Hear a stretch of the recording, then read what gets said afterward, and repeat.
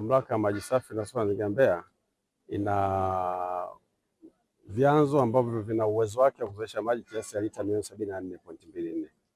Mahitaji lita milioni 90. Kwa kuna uhaba wa maji. Yaani mahitaji ya sasa.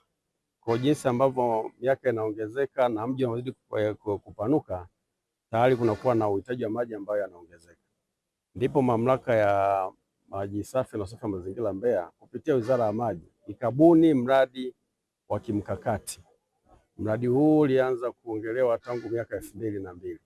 Lakini kwa sasa Wizara ya Maji ikaona ingie rasmi katika kutekeleza mradi huu. Mradi huu unaitwa mradi wa maji toka chanzo cha Mto Kiwira, ambao umelenga kuchukua maji toka eneo la chanzo ambao ni chanzo cha Mto Kiwira, ambapo ni chanzo cha mto, na utachukua maji kiasi cha lita milioni 117 kwa siku.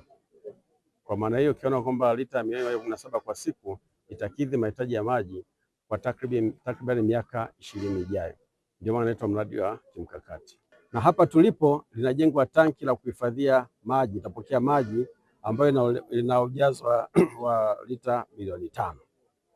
Mpaka sasa utekelezaji mradi huu umefika 49%. Ujenzi wa intake au banio kwenye chanzo umeshakamilika kwa 98%. Kazi inayoendelea kule ni kuweka zile gates pale kwenye banio. Lakini kazi ya uchimbaji na ulazaji wa bomba kuu kwa urefu wake jumla ya kilomita 37.24 ndio kazi ambayo inaendelea, na mkandarasi ameendelea kuleta material yani ya bomba kutoka Dar es Salaam kutoka kiwanda cha TSP na kuendelea kuzilaza. Lakini wananchi wote hawa ambao wanapita na njia ya bomba watalipwa fidia yao kiasi cha shilingi bilioni 2.4, kiasi ambacho tayari Wizara ya Maji imeshakitoa. Taratibu za ndani zikamilika, basi itakuwa ni swala kuweza kuwapatia wananchi zile fedha zao kwa utaratibu ulivyo. Tunategemea kukamilisha Disemba 3 mwaka huu. Kwa bado tuna muda kidogo kama miezi 9 ya kukamilisha mradi huu. Kwa hivyo basi tuko ndani ya muda wa mradi.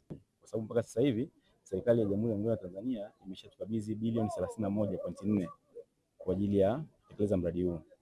Na kwenye bilioni 31.4, bilioni 14.9 ni advance payment na bilioni 16.4 ni malipo kwa ajili ya mkandarasi. Kwa hiyo lazima tuishukuru serikali ya Jamhuri ya Muungano wa Tanzania kuzidi kufadhili mradi huu. Kuna kazi ya ulazaji bomba, kuna kazi ya ujenzi wa matenki, maeneo ya sehemu ya kutibia maji, kuna majengo yanajengwa kwa ajili ya staff wa Mamlaka ya Maji. Kwa hiyo kutakuwa na kazi nyingi sana.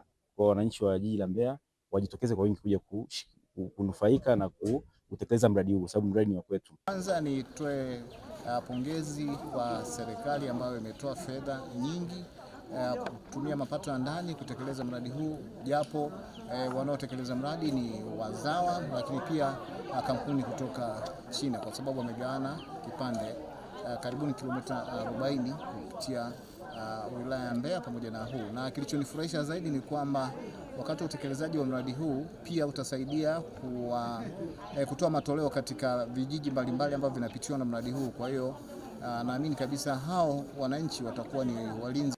Kwanza nitoe shukrani kwa waziri wenyewe wa kazi kwa kutupandisha wafanyakazi wa chini kidogo, kutuongezea kidogo, nisiseme mshahara, posho, sababu tulikuwa chini ya 16 ametuleta hadi 19,888. Kwa serikali iongeze juhudi, kwa sababu pia natakiwa tenki liishe kwa wakati ili mradi watu wapate maji kwa wakati unaotakiwa. Kwa maendeleo ya sekta ya utalii na huduma za hoteli nchini, Parrot Hotel iliyopo Kaloleni katikati ya jiji la Arusha ni fahari ya Tanzania. Ina bwawa la kisasa la kuogelea na kupumzika kwa watu wa rika zote.